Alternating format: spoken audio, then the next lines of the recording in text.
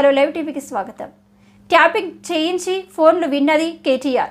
ఫోన్లు ట్యాపింగ్ చేయించింది కేటీఆర్. ఫోన్లు ట్యాపింగ్ చేయించినా మా గెలుపును ఆపలేకపోయారు ఎమ్మెల్యే వేముల వీరేశం. చిరుమర్తలింగేది కాదు పాత్ర, కేటీఆర్దే పాత్ర అంటున్నాం. కేటీఆరే దొంగచాటుగా ఫోన్లు విన్నాడు.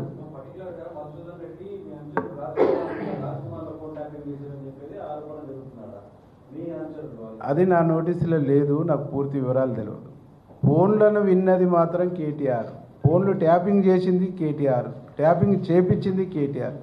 ట్యాపింగ్ చేపించినా ఫోన్లు విన్నా మా గెలుపులను అయితే ఆపలేరు కదా, ఆపలేకపోయింది కదా.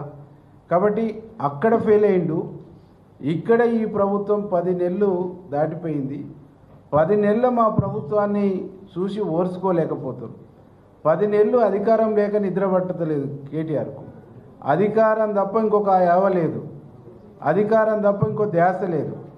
అధికారాన్ని కోల్పోయిన తర్వాత తిరిగి అధికారం పొందడానికి ఇంకో మార్గాన్ని ఎంచుకోవాలి తప్ప ఇట్లాంటి దుర్మార్గమైనటువంటి నేచర్ని, దుర్మార్గమైనటువంటి కల్చర్ని, దుర్మార్గమైనటువంటి ఆలోచనని, దుర్మార్గమైన పద్ధతుల్ని తను మానుకుంటే మంచిది.